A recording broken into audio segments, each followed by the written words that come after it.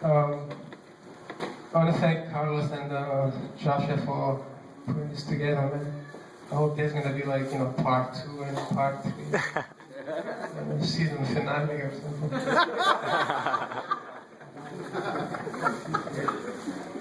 My name is Patrick Henry.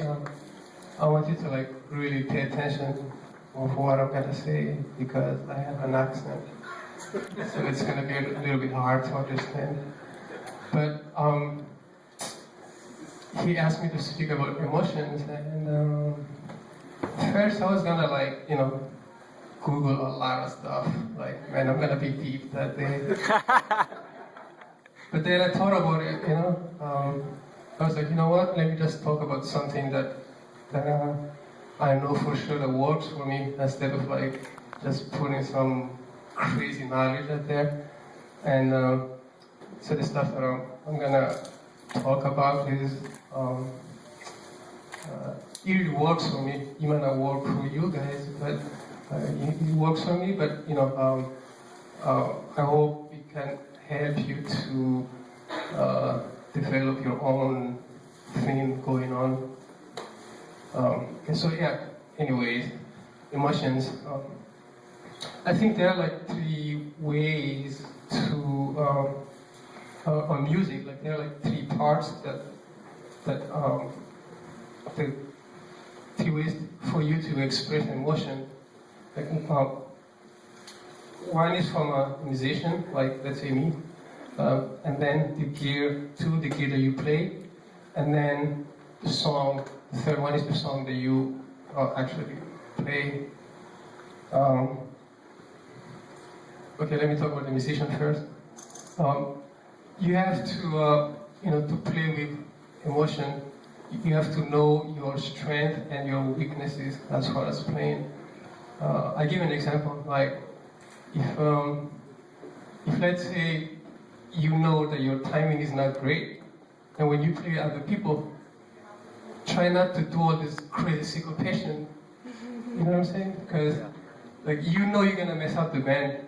So just like know your weaknesses and know your strengths too. Like if you think that you are a strong pocket player, just keep the pocket strong, and don't try to impress anyone. I always tell, especially young musicians, like I call them for a gig, and then I heard complaints like, man, why did you send us that guy? I was like, why? Because he played a little bit too much. So I had to talk to the guy like, dude, you already got the gig. You don't need to prove to them anymore that you can play. Just listen to the song and just, if they pay you to play the song, just play the song. You don't need to impress anyone in here. You know what I'm saying? And especially when you play at church. This is just me, right? This is just me.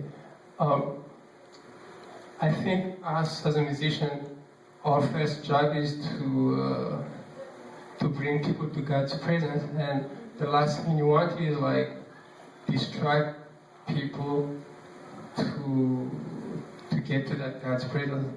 I know I didn't do a good job when after service, like people come to me like, "Yo, that bass line was sick." It's good to hear that once in a while, but that should not be our goal when we play.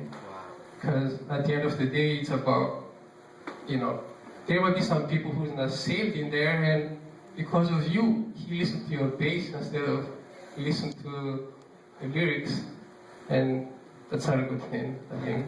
So yeah, know your strength and your weaknesses, and let me go back to the timing example. Like, let's say my timing is not great, then when I play, I don't want to do like crazy syncopation and stuff, but I will practice it at home, because most of the weaknesses there is always like way to fix it. You know what I'm saying? Like if you don't have a lot of technique, like our brother here, Ricky Guadalupe, guess what? You have to go home. There is no magic in this. You have to go home and practice technique. You have to sit there hours and practice technique. If your timing is bad, go home, sit with a metronome, time is easier to fix, sit with a metronome for a couple hours and, like it's annoying, but you have to do it, Yeah. So yeah, so that's knowing your strengths and weaknesses. And then, my note is a mess.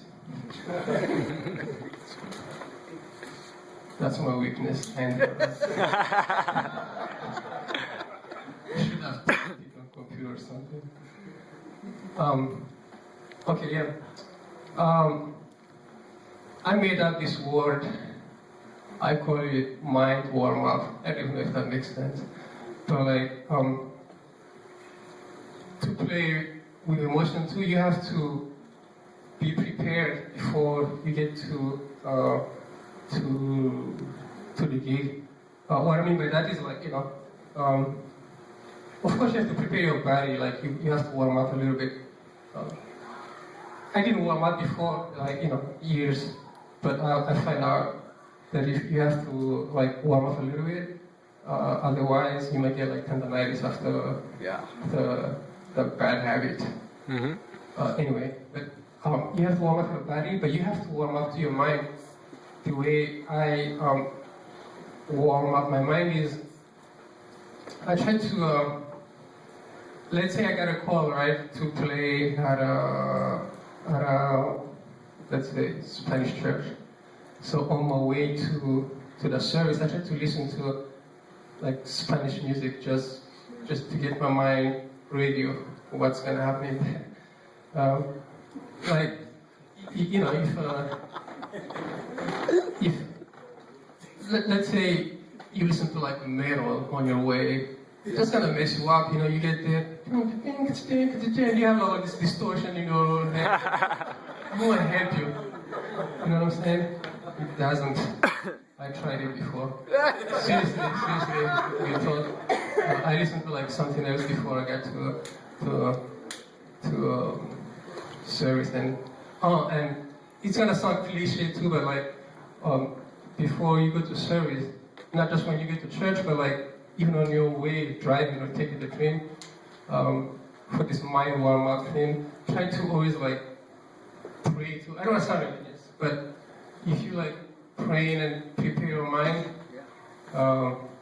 again, you're supposed to take people to God's presence. Amen. You can't really take people there if you're not there. So you have to be there before everybody else. You know what I'm saying?